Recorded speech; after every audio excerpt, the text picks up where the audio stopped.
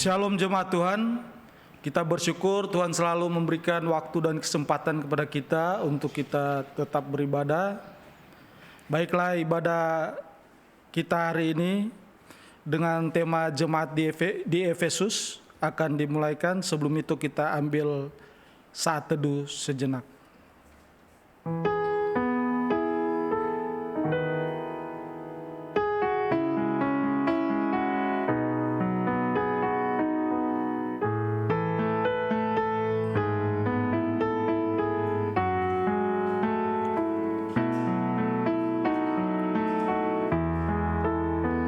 Amin. Saya undang Bapak Ibu untuk bangkit berdiri.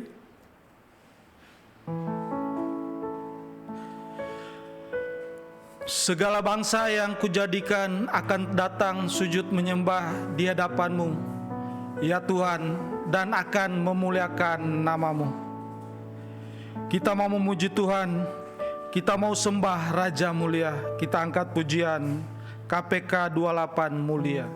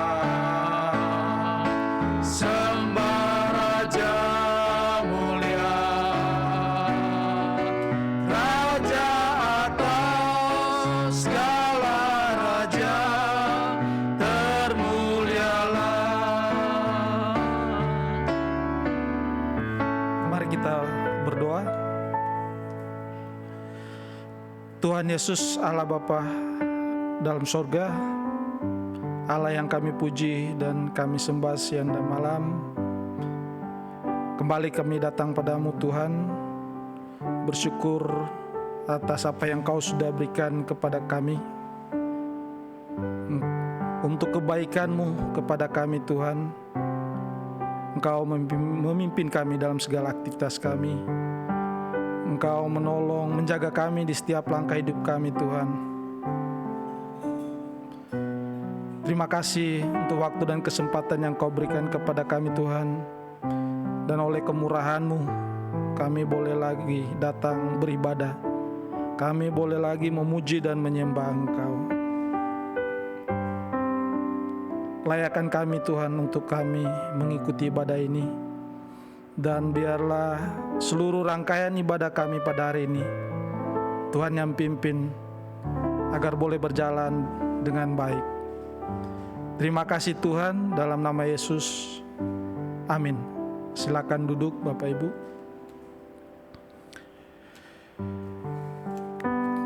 Kita mau memuji Tuhan karena Dialah Allah yang layak dipuji dan disembah. Kita angkat pujian, ku kagum, hormat akan Engkau.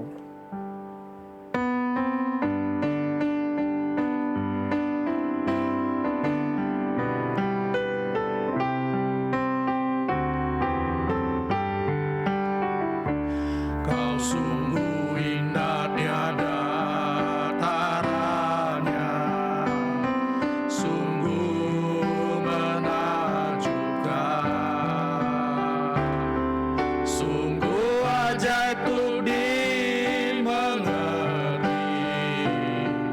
lebih dari semua yang ada. Hikmat-Mu tiada terselami, kasih-Mu dalam tak terduga. Kau sungguh indah tiada taranya, mulia dan berkuasa. Ku kagum hormat akan Engkau, ku kagum hormat akan Engkau. Kau Allah yang layak dipuji, ku kagum akan Engkau. Ku kagum hormat akan Engkau, ku kagum hormat akan Engkau, ku kagum hormat akan Engkau. Kau Allah yang layak dipuji, ku kagum akan Engkau. Tuhan Bapak dipersilakan.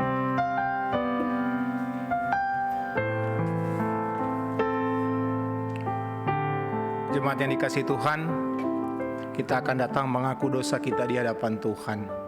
Dengarkanlah ayat yang akan mengantar kita di dalam doa pengakuan dosa kita, Lukas 12 ayat 9. Tapi barang siapa menyangkal aku di depan manusia, ia akan disangkal di depan malaikat-malaikat Allah. Mari bersama-sama kita berdoa, kita mengaku dosa. Bapa di dalam sorga, kami datang di hadapan-Mu di awal bulan Oktober ini. Semua hanya karena anugerah dan penyertaan Tuhan. Kami mulai menapaki hari-hari di penghujung tahun 2020 ini. Ya Tuhan, ketika kami menengok kembali apa yang sudah kami jalani, dan kami melihat bahwa ternyata kami masih saja bergumul di dalam ketaatan kami kepada Tuhan. Hari-hari yang sulit bisa membuat kami lupa akan Tuhan. Hari-hari yang rutin bisa membuat kami jauh dari Tuhan. Sehingga dengan cepatnya Tuhan, ketika kami menemui masalah, kami berada dalam tekanan, pendapat kami tidak dihargai, respon yang diberikan kepada kami kurang baik. Kami cepat sekali marah. Kami akhirnya Tuhan bisa melakukan apa yang tidak berkenan di hadapan Tuhan. Kata-kata kami menjadi kasar, apalagi tindakan, perbuatan kami Tuhan. Ampuni kami Tuhan. Ya Tuhan, kami tahu bahwa kami sering membaca dan merenungkan firman, tapi kami tidak mampu menerapkan, melakukan itu dalam hidup kami setiap hari. Karena itu ampuni kami Tuhan. Mampukan kami untuk menerapkan firman itu, sehingga apa yang kami katakan sesuai dengan apa yang kami lakukan. dan kiranya hidup kami berkenan di hadapan Tuhan saja. Engkau mendengar doa pengakuan dosa kami ini. Di dalam satu nama Tuhan Yesus Kristus, penebus kami, yang selalu memberikan kesempatan bagi kami untuk datang bertobat di hadapan-Mu. Kami sudah berdoa dan kami mengucap syukur. Amin. Saudara, dengarkanlah janji pengampunan dosa dari Ulangan pasal 4 ayat 31. Sebab Tuhan Allahmu adalah Allah penyayang. Ia tidak akan meninggalkan atau memusnahkan engkau, dan Ia tidak akan melupakan perjanjian yang diikrarkannya dengan sumpah kepada nenek moyangmu. Saudara, betapa berbahagianya kita yang seringkali tidak setia kepada Tuhan. Tuhan itu tetap setia dan Tuhan tetap mengasihi kita. Mari sama-sama kita responi dengan syukur dan tekad kita. Kita nyanyikan pujian Kasih Allah ayat yang pertama.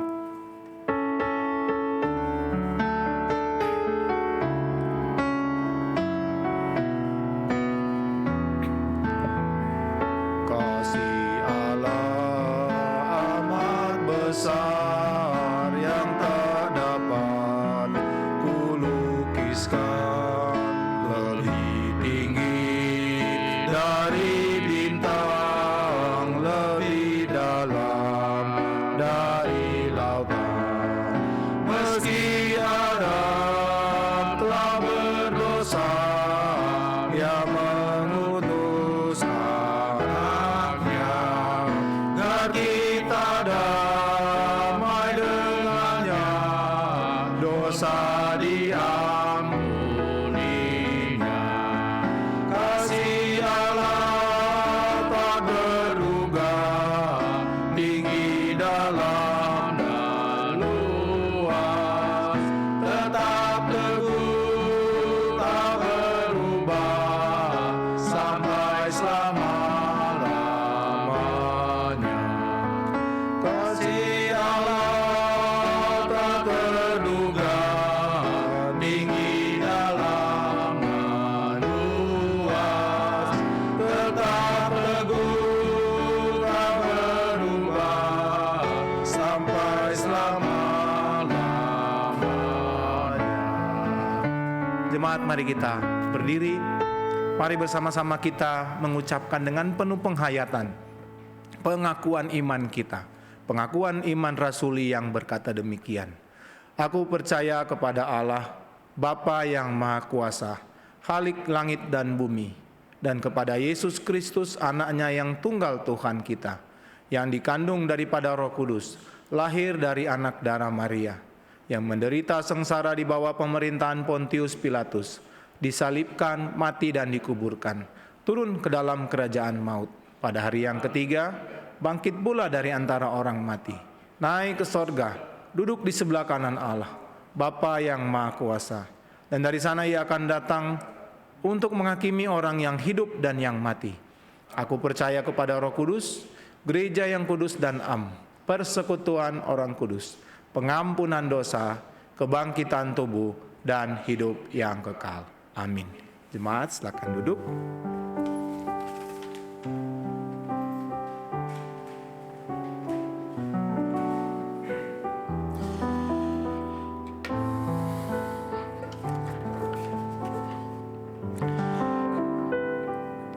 Kita akan mendengarkan firman Tuhan. Kita menyiapkan hati kita. Kita angkat pujian, kusiapkan hatiku Tuhan.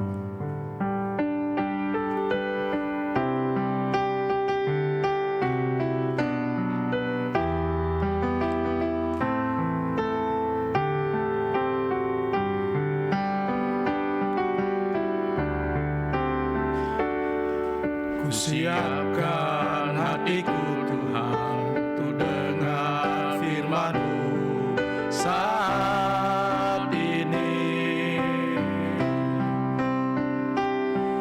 Ku sujud menyembah-Mu Tuhan, masuk hadirat-Mu saat ini.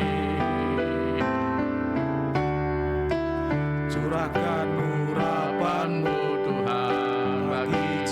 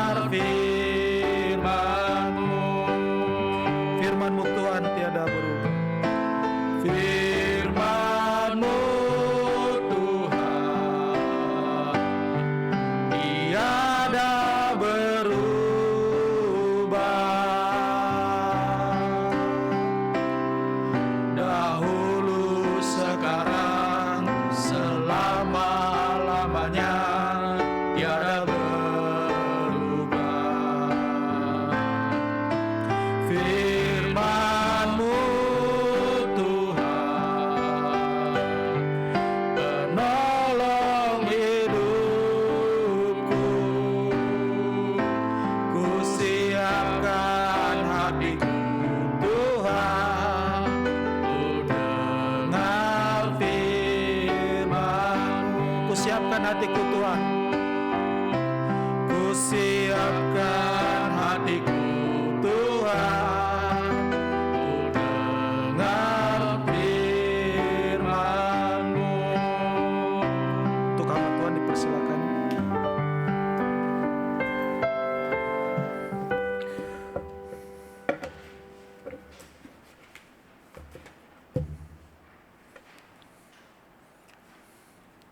Mari kita berdoa. Bapa di dalam sorga, kami rindu mendengar akan firman-Mu, firman yang terus memberi kekuatan, firman yang menghibur, tapi firman juga yang mengingatkan kami bagaimana kami hidup di dunia ini. Ya Tuhan, mampukan kami untuk bisa mencerna, dan mampukan kami Tuhan dengan pertolongan Roh Kudus, firman yang diberitakan ini kami boleh aplikasikan di dalam hidup kami setiap hari.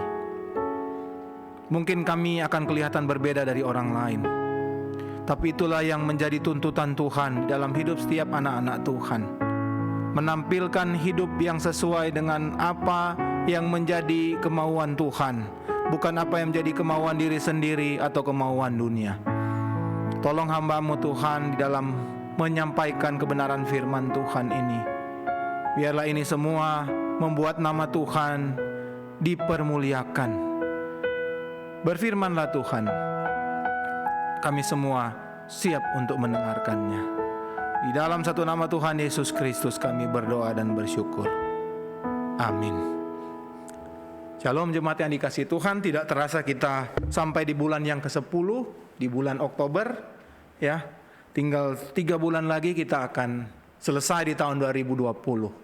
Nah saudara, mulai bulan Oktober ini kita akan belajar mengenai surat atau firman yang diberikan kepada ke-7 jemaat di Asia Kecil, dan itu semua ditulis di dalam kitab Wahyu. Mari bersama-sama kita buka Wahyu kepada Yohanes pasal yang kedua, ayat 1 sampai ayat yang ke-7. Saudara, ini kitab yang paling gampang untuk dicari. Saudara hanya cari bagian terakhir saja dari Alkitab, saudara akan menemukan itu. Wahyu pasal yang kedua, ayat 1 sampai ayat yang ke-7. Saudara, saya akan bacakan untuk saudara-saudara sekalian. Kepada jemaat di Efesus, tuliskanlah kepada malaikat jemaat di Efesus, inilah firman dari Dia yang memegang ke-7 bintang itu di tangan kanannya dan berjalan di antara ke-7 kaki dian emas itu. Aku tahu segala pekerjaanmu, baik jeripayamu maupun ketekunanmu. Aku tahu bahwa engkau tidak dapat sabar terhadap orang-orang jahat, bahwa engkau telah mencobai mereka yang menyebut dirinya rasul, tapi yang sebenarnya tidak demikian, bahwa engkau telah mendapati mereka pendusta. Dan mereka tetap sabar dan menderita oleh karena namaku, dan engkau tidak mengenal lelah. Ayat 4, namun demikian aku mencela engkau, karena engkau telah meninggalkan kasihmu yang semula. Sebab itu ingatlah betapa dalamnya engkau telah jatuh. Bertobatlah dan lakukanlah lagi apa yang semula engkau lakukan. Jika tidak demikian, aku akan datang kepadamu dan aku akan mengambil kaki dianmu dari tempatnya, jikalau engkau tidak bertobat. Tapi ini yang ada padamu, yaitu engkau membenci segala perbuatan pengikut-pengikut Nikolaus, yang juga kubenci. Siapa bertelinga hendaklah ia mendengarkan apa yang dikatakan Roh kepada jemaat-jemaat. Barang siapa menang, dia akan kuberi makan dari pohon kehidupan yang ada di taman Firdaus Allah. Nah, jemaat yang dikasihi oleh Tuhan, tentunya kita tahu ke-7 jemaat tempat diberikan firman Tuhan ini, ya. Yang pertama adalah Efesus, Smyrna, Pergamus, Tiatira, Sardis, Philadelphia, dan Laodikia. Nah, hari ini saudara, kita belajar dari jemaat Efesus, ya. Semua mendapat firman, surat yang ditulis oleh Rasul Yohanes. Tapi itu sebetulnya berasal dari Tuhan Yesus sendiri. Saudara bisa baca itu dari perikop sebelumnya, pasal 1 ayat 10 dan 11. Ya. Dan hari ini khusus kita akan belajar kota atau jemaat yang pertama yang ditulis, yaitu jemaat Efesus. Saudara, kita lihat sedikit latar belakang dari Efesus, kota Efesus. Efesus berada di provinsi Izmir. Sekarang itu negara Turki, saudara-saudara. Dan saat ini kota Efesus tinggal reruntuhan, puing-puing, tidak ada lagi berdiri bangunan. Karena kota ini hancur akibat gempa mungkin di tahun 600-an Masehi. Dan di zamannya, kota Efesus ini merupakan kota yang terbesar di Asia Kecil. Dan kota Efesus punya pelabuhan yang merupakan pusat ekspor. Dan selain pusat ekspor, tentunya Efesus menjadi kota perdagangan, kota pemerintahan, pusat administrasi pemerintahan Romawi. Nah, saudara, karena menjadi kota yang cukup besar, kota yang berkembang baik ekonomi, sosial, maka kehidupan keagamaan pun turut berkembang dengan pesat di Efesus. Di sana dibangun kuil-kuil untuk menyembah dewa-dewa.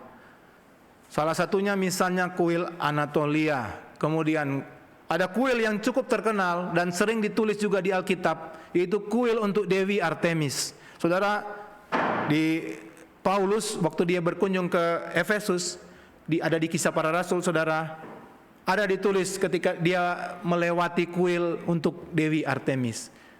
Di satu sisi untuk bangsa Romawi, kuil Artemis, dibangun juga kuil untuk Dewi Diana. Jadi Artemis dan Diana sama, hanya Artemis untuk bangsa Yunani, Diana itu untuk bangsa Romawi. Nah, saudara-saudara, bukan hanya dibangun kuil untuk penyembahan dewa-dewa, ternyata mereka membangun juga kuil untuk menyembah kaisar Romawi. Kenapa, saudara-saudara? Karena kaisar Romawi waktu itu dianggap sebagai dewa, dianggap sebagai Tuhan mereka. Untuk itu layak untuk disembah. Nah, saudara, bisa kita artikan bahwa kehidupan penyembahan berhala di kota Efesus bertumbuh dengan subur. Praktek menyembah dewa-dewa bertumbuh dengan baik di sana. Nah, saudara-saudara yang dikasih oleh Tuhan, di dalam surat kiriman dari Yohanes kepada ketujuh jemaat, Efesus yang paling pertama ditujukan. Karena memang Efesus itu adalah kota yang besar dan kota yang terkemuka dibandingkan ke-6 kota yang lain. Dan di Efesus juga keberadaan jemaat itu mengalami pertumbuhan, perkembangan yang sangat baik. Akan tetapi ada sesuatu yang mengganggu, ada masalah yang terjadi di dalam pertumbuhan keagamaan, perkembangan jemaat di Efesus. Sehingga akhirnya Tuhan menegur mereka. Saudara, kalau saudara memperhatikan atau membaca perikop-perikop yang ada, surat-surat yang ditujukan kepada jemaat-jemaat di 7 kota tersebut, saudara akan menganggap bahwa surat-surat ini adalah surat-surat yang seluruhnya itu berisi nasihat atau teguran kepada jemaat-jemaat tersebut. Akan tetapi sebenarnya saudara-saudara, kalau saudara membaca dengan teliti, di bagian awal setiap surat ada seperti pujian yang diberikan, ya. Ada semacam kalimat pujian yang ditujukan kepada masing-masing jemaat. Dan kalimat pujian itu ditujukan karena jemaat tersebut sudah menunjukkan kehidupan atau kerohanian yang baik pada waktu itu. Dan bisa jadi mungkin saudara-saudara itu adalah satu kelebihan dari jemaat tersebut. Jadi mulai hari ini, mulai minggu ini, saudara, kita akan melihat ketika ada surat yang diberikan kepada jemaat di Efesus, paling awal adalah kalimat pujian. Berarti apa, saudara-saudara? Ada yang dilakukan jemaat Efesus dan tentunya itu yang baik. Itu berpengaruh dalam kehidupan kerohanian pelayanan mereka sebagai orang Kristen pada waktu itu. Tapi di satu sisi, saudara, ketika saudara terus membaca satu perikop ini, setelah kalimat pujian, setelah kalimat awal yang berisi pujian, langsung saudara-saudara berubah menjadi teguran. Tuhan menegur dan menasihati mereka atas apa yang mereka lakukan.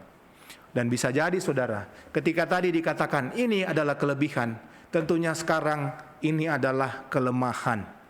Jadi saudara-saudara, kita akan belajar selama kurang lebih 7 minggu ini.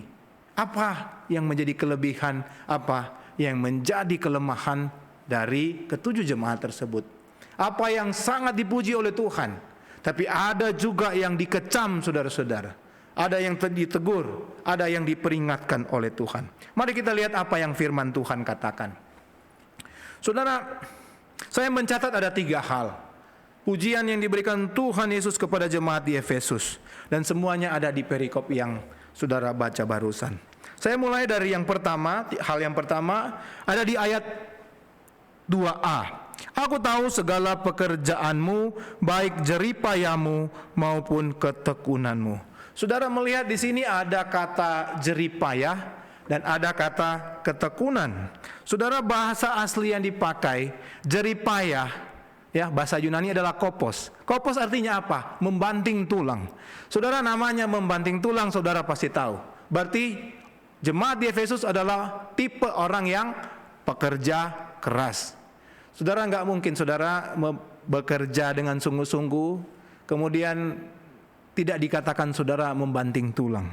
Jadi jemaat di Efesus adalah orang-orang yang pekerja keras.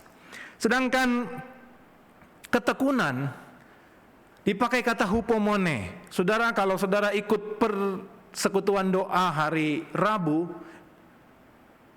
beberapa waktu yang lalu, saudara, saya pernah menyinggung soal ketekunan. Ketekunan ada hubungannya dengan kegigihan. Ya, itu kalau nggak salah saudara 2-3 bulan yang lalu. Ketekunan ada hubungannya dengan kegigihan. Jadi jemaat di Efesus adalah orang-orang yang bekerja keras. Mereka orang yang tekun, mereka orang yang gigih. Mereka orang yang sabar, mereka orang yang tabah. Jemaat di Efesus mampu melakukan tugas-tugas mereka, bukan hanya pekerjaan dalam kehidupan setiap hari, tapi dalam pelayanan mereka itu dikenal sebagai orang yang tekun, saudara-saudara. Mereka dikenal sebagai pekerja keras. Bicara soal pekerjaan Tuhan, mereka itu sedang giat-giatnya, saudara-saudara. Nah, karena itu Tuhan memberikan pujian di hal yang pertama ini. Hal yang kedua adalah, kita lanjut saudara di ayat 2b. Aku tahu bahwa engkau tidak dapat sabar terhadap orang-orang jahat, bahwa engkau telah mencobai mereka yang menyebut dirinya rasul, tapi yang sebenarnya tidak demikian, bahwa engkau telah mendapati mereka pendusta. Ini ada hubungannya dengan ayat yang ke-6, saudara. Saya bacakan. Tapi ini ada padamu, yaitu engkau membenci segala perbuatan pengikut-pengikut Nikolaus, yang juga ku benci. Ku ini huruf besar. Jadi Tuhan juga benci. Nah, saudara, ternyata dalam pertumbuhan bergereja mereka, dalam pertumbuhan kehidupan kerohanian mereka, ada gangguan-gangguan yang terjadi. Bukan saja dari orang-orang yang sama sekali tidak mengenal Kristus, penyembah berhala, tapi bisa jadi saudara-saudara ada ajaran-ajaran yang mirip dengan ajaran kekristenan. Tapi sebetulnya mereka adalah guru-guru palsu, nabi-nabi palsu. Nah, karena itu pujian yang kedua yang dialamatkan Tuhan Yesus kepada jemaat Efesus adalah bagaimana sikap jemaat di Efesus terhadap pengikut-pengikut Nikolaus. Nikolaus ini adalah seorang guru palsu yang terkenal waktu itu, dan ajarannya berkembang dan diterima di berbagai kota-kota besar. Apa yang diajarkan? Apa yang dilakukan oleh ajaran Nikolaus? Saudara, saya mencatat ada 2 yang paling gampang kita ingat. Saudara, ternyata Nikolaus dan seluruh pengikutnya itu mereka melegalkan apa yang namanya perzinahan dan makan makanan yang dipersembahkan kepada berhala. Nah, saudara, ini membuat jemaat di Efesus tentunya bingung. Ya, ini juga membuat mungkin orang-orang yang tadinya ingin mengikuti kekristenan menjadi bingung dengan adanya ajaran yang seperti ini. Nah, saudara, jemaat di Efesus dipuji karena mereka tidak ikut apa yang diajarkan oleh Nikolaus. Sebaliknya dikatakan firman Tuhan tadi, ayat 6 di Wahyu 2, mereka membenci akan ajaran-ajaran Nikolaus. Dan dikatakan saudara-saudara, mereka sanggup, di sini dikatakan mencobai, sebenarnya itu menguji saudara-saudara. Artinya apa? Mereka mampu membongkar kedok penyamaran dari nabi-nabi palsu itu. Nah saudara, kalau melihat hal ini, saudara bisa mengambil kesimpulan apa? Berarti jemaat di Efesus tahu doktrin saudara-saudara. Ya, jangan diragukan teologi mereka. Apa yang sudah diajarkan mungkin dari Rasul Paulus, kemudian menurun kepada rasul-rasul yang lain. Mereka ngerti saudara-saudara, ini yang benar, ini yang tidak benar. Jadi ketika ada nabi palsu datang, mereka tahu ini yang menyesatkan. Tidak boleh mengikuti ajaran yang demikian. Jadi saudara-saudara, Tuhan pun memuji mereka atas hal ini. Hal yang ketiga adalah di ayat 3. Dan engkau tetap sabar dan menderita oleh karena namaku, dan engkau tidak mengenal lelah. Saudara, jemaat di Efesus tidak hanya dipuji karena mereka pekerja keras, giat melayani Tuhan, tekun sabar. Mereka tidak hanya juga dipuji karena kuat doktrin, teguh di dalam iman mereka, pendirian mereka, ajaran mereka. Tapi mereka dipuji juga karena mereka bisa bertahan terhadap penderitaan. Saudara, di zaman itu tidak gampang juga menjadi orang Kristen. Apalagi dalam penjajahan Romawi, saudara-saudara. Kaisar Nero, kemudian kaisar-kaisar sesudah Nero, sangat membenci akan kekristenan. Berapa banyak orang Kristen yang mati dianiaya waktu itu. Nah, jemaat di Efesus, mereka tidak takut lagi terhadap penderitaan. Mereka tidak takut terhadap penganiayaan yang setiap saat bisa mengancam kehidupan mereka. Jadi saudara-saudara, kalau bilang penderitaan, jemaat di Efesus sudah mengalami. Nah, apakah mereka takut, saudara-saudara? Tidak. Mereka tetap bertahan meskipun harus menderita demi nama Yesus. Nah, saudara, inilah 3 hal inilah yang dipuji oleh Tuhan Yesus kepada jemaat di Efesus. Nah, saudara, ketika melihat 3 hal ini, apa yang ada dalam pikiran saudara-saudara? Saudara, kita bisa menganggap bahwa wah, ini berarti jemaat Efesus adalah jemaat yang sejati. Jemaat di Efesus adalah jemaat yang sangat rohani. Jemaat di Efesus adalah jemaat yang layak untuk dijadikan teladan dalam hidup kekristenan. Nah, saudara, saya katakan jangan langsung mengambil kesimpulan seperti demikian. Jangan terburu-buru menilai dari satu sisi saja. Karena apa yang dikatakan oleh firman Tuhan selanjutnya, itu seolah-olah menghapus image mereka yang baik. Apa yang dikatakan firman Tuhan selanjutnya, seolah-olah saudara menghilangkan apa yang sudah mereka lakukan selama ini. Apa yang sudah melekat di jemaat Efesus. Saudara, dari apa yang namanya pujian, tadi saya katakan di awal, cepat sekali berubah menjadi celaan, kecaman, saudara-saudara. Teguran bagi jemaat di Efesus. Nah, saudara, apa yang menjadi celaan atau apa yang menjadi teguran Tuhan Yesus kepada jemaat di Efesus? Mari kita lihat. Saudara, di balik semua pujian yang diberikan Tuhan kepada jemaat di Efesus, ada satu teguran yang keras yang diberikan oleh Tuhan. Ada di ayat yang keempat. Namun demikian aku mencela engkau, karena engkau telah meninggalkan kasih-Mu yang semula. Jadi saudara-saudara, Tuhan Yesus seolah-olah ingin berkata begini, percuma engkau melakukan semua hal yang baik yang mendatangkan pujian itu, kalau akhirnya kamu jatuh di dalam hal ini. Sehingga akhirnya Tuhan pun bilang apa, saudara-saudara? Bertobatlah. Berarti saudara, meninggalkan kasih-Mu yang semula, itu adalah hal yang penting. Dan itu sangat menjadi perhatian dari Tuhan Yesus kepada jemaat di Filipi. Berarti pada waktu itu mereka mulai meninggalkan kasih yang semula. Dan itu sangat berbahaya, saudara-saudara. Di tengah-tengah pujian atas pelayanan mereka, Tuhan mengecam mereka karena mereka meninggalkan kasih yang semula. Apa yang dimaksudkan meninggalkan kasih yang semula, saudara-saudara? Apa yang dimaksudkan dengan jemaat Efesus mulai kehilangan kasih yang mula-mula kita katakan? Saudara, saya mungkin singkat saja artikan kasih mula-mula atau kasih yang semula itu. Saudara, kasih yang semula, kasih mula-mula itu dialami oleh setiap orang yang menerima dan percaya kepada Yesus Kristus.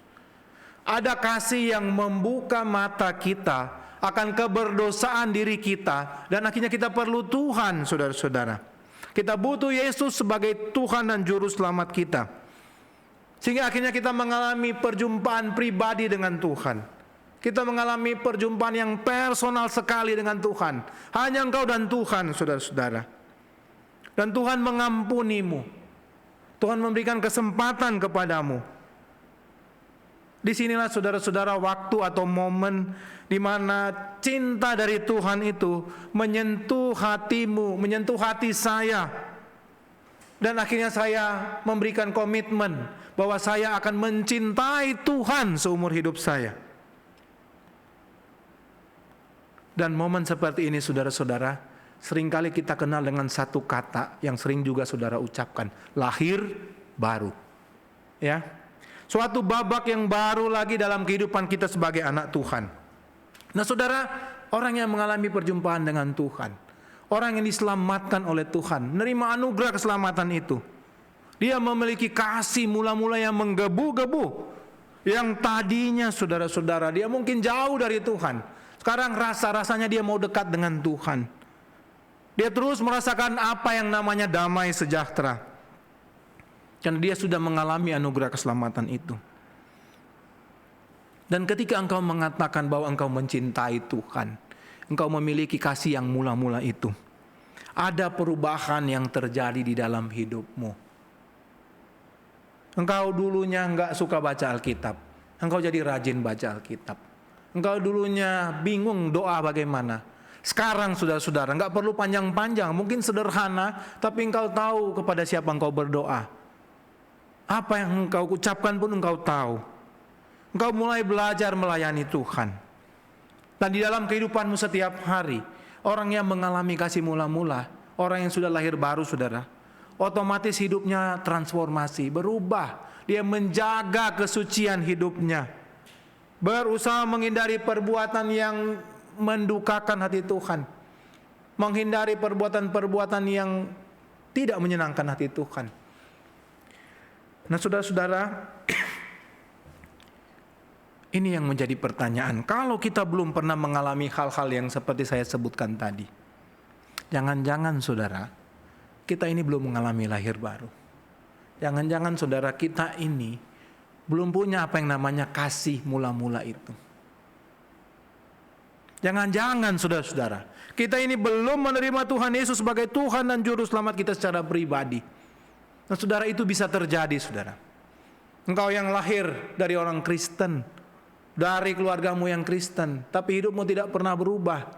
Jangan-jangan saudara, engkau belum mengalami lahir baru. Belum ada kasih yang mula-mula dalam hidupmu. Nah saudara, Tuhan mengatakan jemaat di Efesus kehilangan kasih mula-mula ini. Jadi perjumpaan mereka dengan Tuhan di awal ketika mereka menjadi Kristen, semangat mereka yang sebetulnya sampai sekarang dikatakan di sini mereka giat melayani. Tapi Tuhan bilang apa? Engkau kehilangan kasihmu yang semula. Artinya jemaat di Efesus kehilangan apa yang namanya passion for Christ. Hasrat untuk Kristus. Nah saudara, kalau dikatakan passion, hasrat untuk Kristus, intinya berarti apa? Engkau kehilangan relasimu dengan Tuhan. Kehilangan passion artinya apa?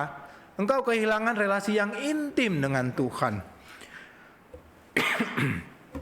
Ada aktivitas rohani yang terjadi di dalam gereja, di dalam hidupmu, tetapi engkau melakukannya tidak sama sekali dari hati.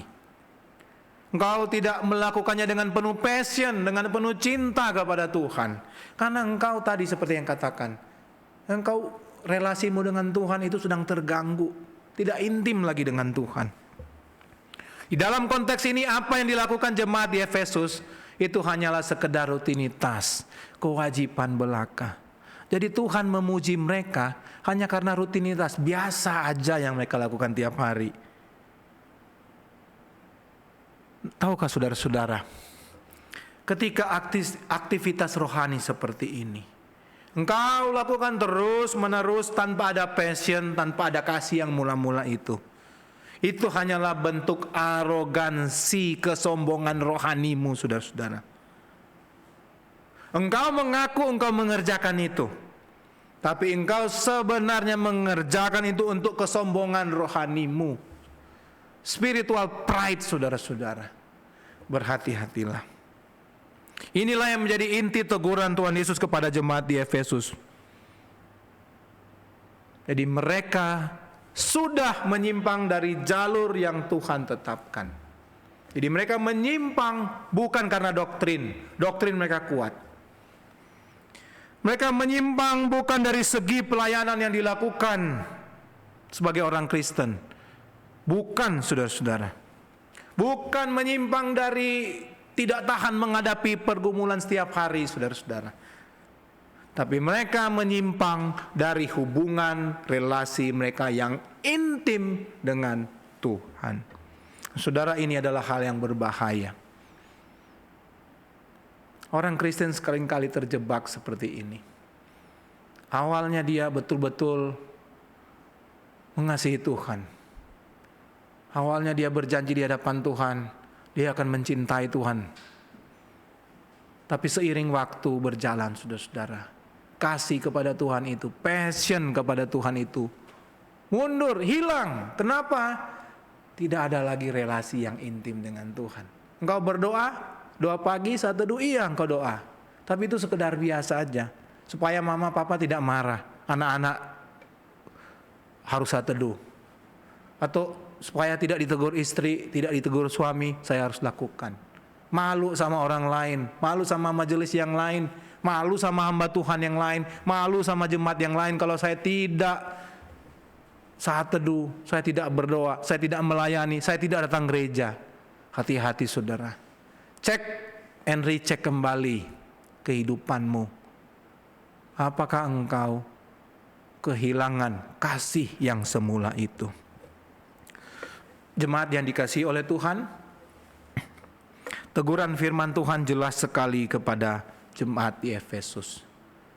Ayat 5 mengatakan apa? Sebab itu ingatlah betapa dalamnya engkau jatuh.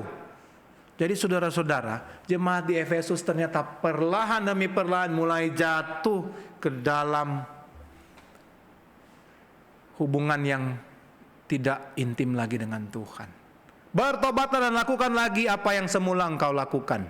Jika tidak demikian, aku akan datang kepadamu dan aku akan mengambil kaki dianmu dari tempatnya, jikalau engkau tidak bertobat. Jadi saudara-saudara, Tuhan kembali menegaskan kepada jemaat di Efesus, melakukan tugas pelayanan harus dilandasi oleh relasi yang intim dengan Tuhan. Melakukan kehidupanmu setiap hari harus dilandasi dengan relasi yang intim dengan Tuhan. Engkau sanggup bertahan di dalam pergumulan masa-masa yang sulit, penderitaan, itu semua karena relasimu itu intim dengan Tuhan. Engkau bisa tekun melayani, engkau bisa kuat di dalam doktrin firman Tuhan, engkau tahan menghadapi pergumulan penderitaan, tapi semua itu tidak berarti kalau engkau mulai kehilangan relasi yang intim dengan Tuhan. Hati-hati, saudara-saudara. Peringatan untuk jemaat di Efesus ini berlaku juga untuk saudara dan saya, untuk setiap gereja-gereja, setiap anak Tuhan yang mendengarkan firman Tuhan ini. Meskipun sekarang kita ada di masa-masa yang sulit. Saudara, sekarang masa yang sulit. Banyak hal yang bisa membuat saudara akhirnya jauh dari Tuhan. Gereja sekarang online, saudara. Godaan lebih besar itu sering terjadi ketika apa, saudara? Antara saudara mau mengikuti ibadah atau tidak. Beda, saudara-saudara, antara engkau mengikuti online di rumah masing-masing dengan apa yang ada di gereja. Godaannya sangat besar, saudara-saudara. Nah, ketika saudara engkau mulai menjauh, engkau mulai lari dari Tuhan, mulai angin-anginan saudara, mulai bolos mengikuti ibadah-ibadah yang ada, saudara pertanyakanlah kepada dirimu sendiri, jangan-jangan saya ini mulai kehilangan kasih yang semula terhadap Tuhan. Memang kita tidak menghadapi pengajaran-pengajaran yang segencar di zaman itu, tapi di zaman sekarang saudara tetap masih ada pengajaran-pengajaran yang palsu saudara-saudara. Dan setiap saat itu juga bisa membuat engkau bingung dan tanpa sadar engkau mengikutinya. Di zaman sekarang ini banyak pergumulan yang terjadi, apalagi COVID-19 ini membuat saudara-saudara ekonomi pun jatuh. Nah, apakah saudara-saudara engkau masih memiliki relasi yang intim dengan Tuhan? Apakah kasih yang mula-mula, yang tadinya masih hangat, panas saudara-saudara, menggebu-gebu untuk Tuhan, perlahan-lahan karena waktu dan keadaan di sekitar, itu mulai menjadi dingin, beku, dan akhirnya tidak ada lagi saudara. Apa yang kau kerjakan setiap hari berdasarkan pada hati yang mengasihi Tuhan? Ataukah jangan-jangan engkau sedang mempertontonkan arogansimu, yang tadi saya katakan, kesombongan rohanimu. Engkau mulai merasa skeptis, sinis terhadap firman. Engkau mulai pandang enteng terhadap khotbah yang diberitakan saudara. Apalagi kalau khotbah itu menyinggung dirimu atau tidak cocok dengan pemahamanmu, maka engkau mulai sinis dan skeptis. Hati-hati saudara. Apalagi kalau engkau merasa engkaulah yang paling benar dari segala-galanya. Berhati-hatilah saudara-saudara. Secara tidak sadar engkau mulai jauh, engkau mulai jatuh saudara. Dan jangan sampai Tuhan Yesus mencelamu karena engkau kehilangan kasih yang mula-mula. Dan itu saudara-saudara adalah kesalahan fatal bagi kita sebagai pengikut Kristus. Ingat saudara-saudara, ketika engkau kehilangan kasih yang mula-mula, apapun yang engkau lakukan itu tidak ada artinya. Tuhan Yesus katakan di bagian akhir dari ayat 5 ini apa? Jika tidak demikian, aku akan datang kepadamu dan aku akan mengambil kakidianmu dari tempatnya, jikalau engkau tidak bertobat. Artinya apa saudara? Kalau engkau tidak bertobat, kalau engkau tidak kembali punya relasi yang intim dengan Tuhan, ketika engkau tidak kembali punya passion untuk Kristus, kakidian itu akan diambil daripadamu. Saudara, bahasa asli saya coba selidiki. Apa artinya diambil daripadamu? Apakah engkau kemudian akhirnya dimusnahkan dan lain-lain? Tidak, saudara-saudara. Yang dimaksudkan di sini adalah kakidian yang ada di tempatmu itu akan dipindahkan, ya. Jadi bahasa asli tidak dikatakan mengambil, tapi dipindahkan. Nah, saudara, ini adalah gambaran, ya. Apa yang akan terjadi ketika kakidian itu yang digambarkan sebagai lambang terang itu diambil daripadamu? Ketika terang itu diambil daripadamu, apa yang akan terjadi?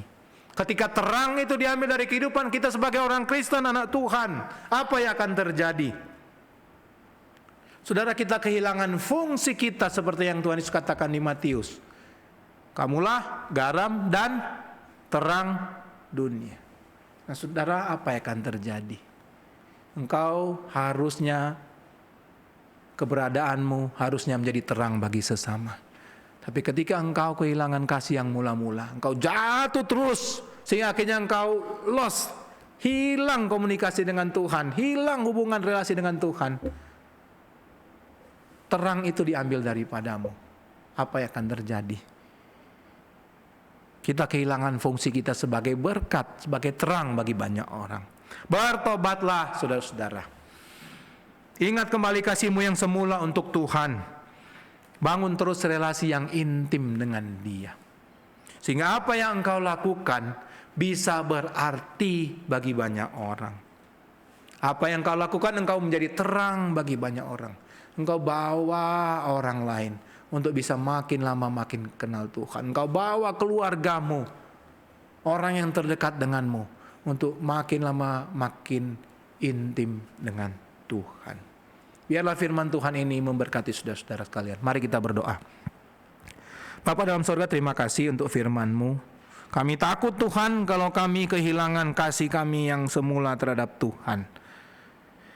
Karena itu Tuhan, kalau sekarang di antara jemaat-Mu ada yang mulai dingin, ada yang hatinya mulai beku, ada yang kasih itu mulai luntur Tuhan. Biarlah firman Tuhan ini mengingatkan mereka kembali. Dan kami semua bertobat di hadapan Tuhan, kembali kepada Tuhan. Kami mau kasih yang semula ketika kami komit, ketika kami janji di hadapan Tuhan, mengasihi Tuhan seumur hidup kami lebih dari segala-galanya.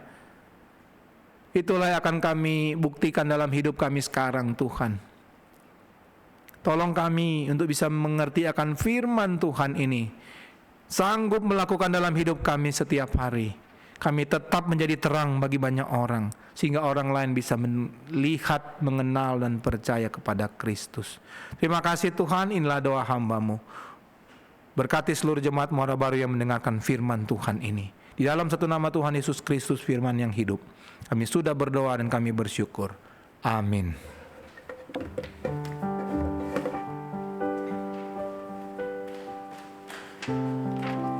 Terima kasih untuk Lose Richard yang sudah menaburkan benih firman Tuhan. Biarlah firman Tuhan yang kita dengar tadi boleh kita aplikasikan dalam kehidupan kita setiap hari. Kita akan memberikan persembahan, kita akan berikan lewat aplikasi dengan barcode Gereja Kristus Yesus MBA, atau bisa juga dengan aplikasi yang ada di layar. Atau seperti biasa bisa kita bawa persembahan ke gereja. Sebelum kita berikan persembahan, kita mau angkat pujian persembahan kita. KPK 381 ayat 1 dan 3, setia.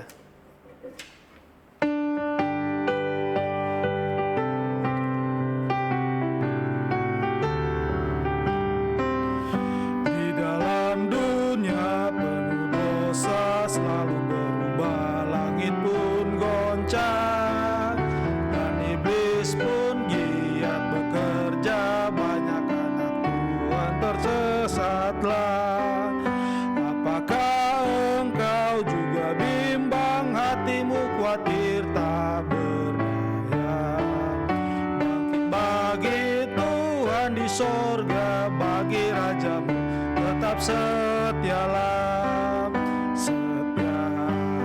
Setia, nyatakanlah tekadmu. Setia bekerja, setia bagi Rajamu. Setia, setia, jangan pandang manusia. Susah apapun, tetap Tuhan tahu setiamu. Ayat 3, haruslah kau selalu setia, hanya memperkenalkan Tuhanmu. Kesusahan bukan yang bakakan digantinya mahkota mulia. Ia akan kembali dan menyambut semua hambanya yang setia. Kelak Ia berkata, engkau masuklah dan berjamu denganku. Setia, setia, nyatakanlah tekadmu. Setia bekerja, setia bagi Rajamu. Setia, jangan pandang manusia. Susah apapun, tetap sabarlah. Tuhan tahu setiamu. Mari kita berdoa. Kembali kami bersyukur dan berterima kasih padamu Tuhan untuk pimpinan penyertaan yang Kau berikan kepada kami. Engkau memimpin ibadah kami hingga boleh berjalan dengan baik. Tuhan, kami memberikan persembahan, kami memberikan sebagian kecil dari apa yang Kau berikan kepada kami. Tuhan berkati yang kecil ini Tuhan, biarlah boleh menjadi besar dan berguna untuk memperlebar sayap kerajaan-Mu di muka bumi ini. Terima kasih Tuhan, berkati kami semua dalam nama Yesus. Amin. Untuk hamba Tuhan dipersilakan.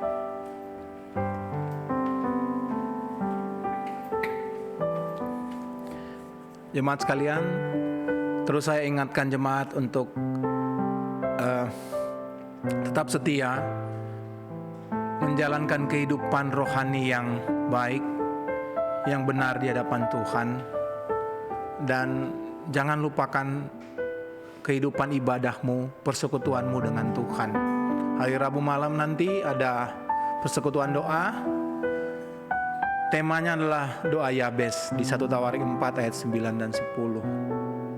Saudara bisa mengikuti melalui teks di WhatsApp group dan kemudian bisa mendengar dari rekaman audio renungan persekutuan doa.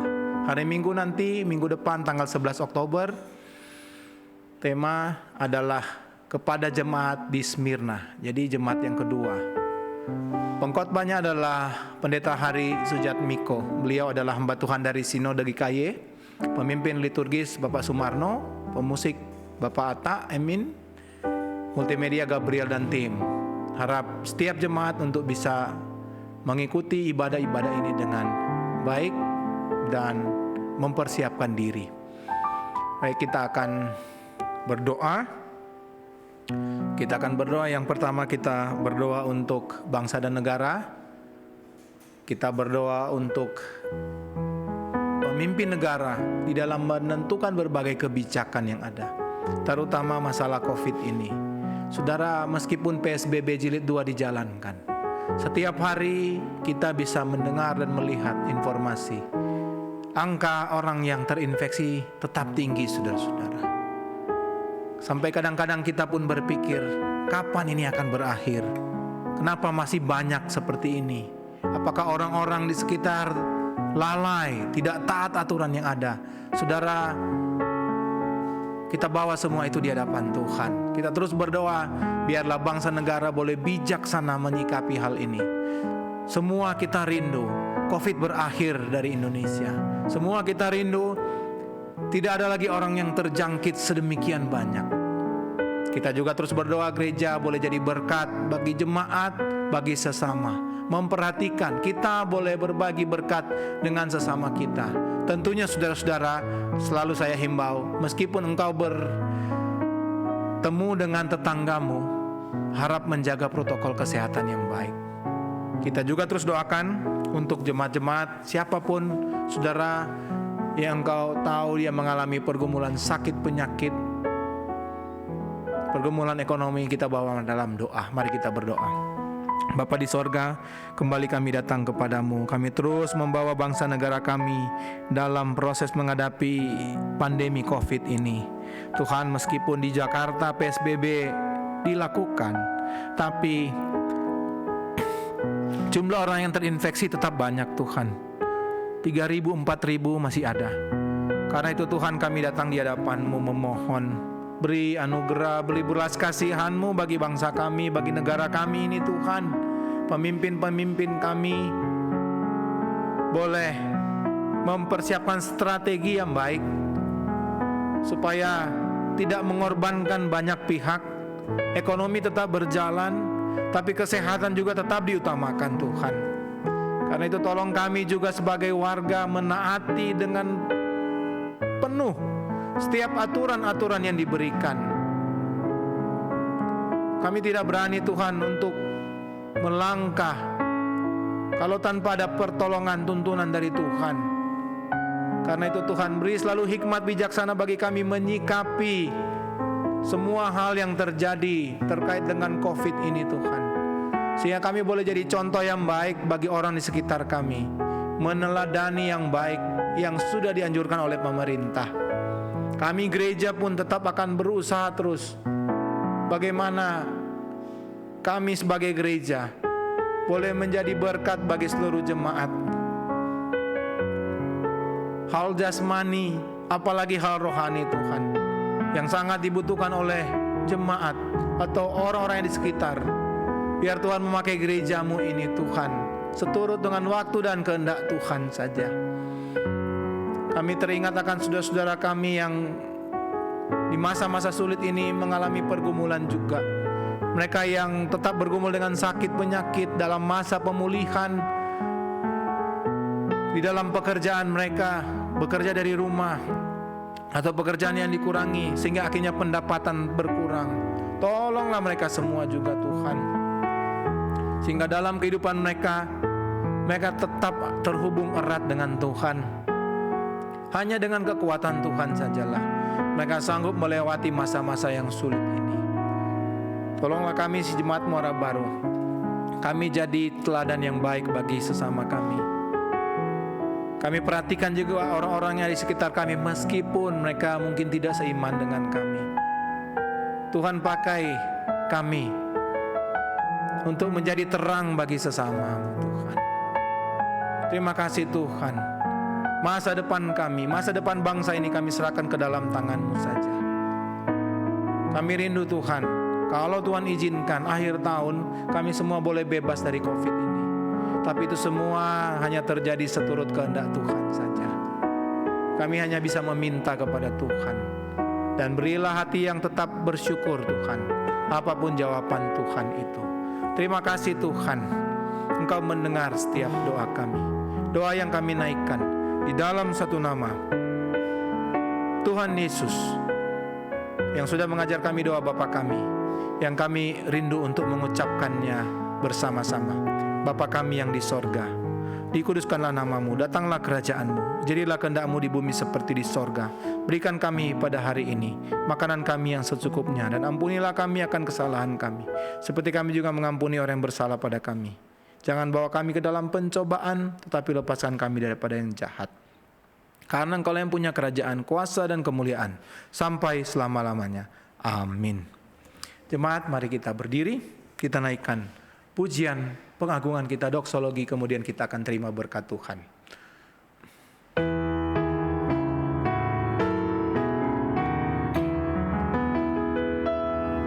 Puji Allah Bapa Putra, puji Allah Roh Kudus, ketiganya yang esa. Pohon selamat sumber berkah. Amin.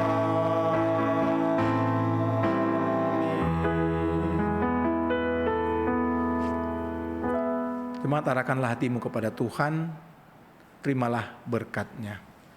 Anugerah yang melimpah dari Tuhan Yesus Kristus, cinta kasih dan rahmat yang tidak berkesudahan dari Allah Bapa, pertolongan, kekuatan, penghiburan dari Roh Kudus, biarlah itu menyertai kita semua, mulai saat ini sampai selama-lamanya. Amin.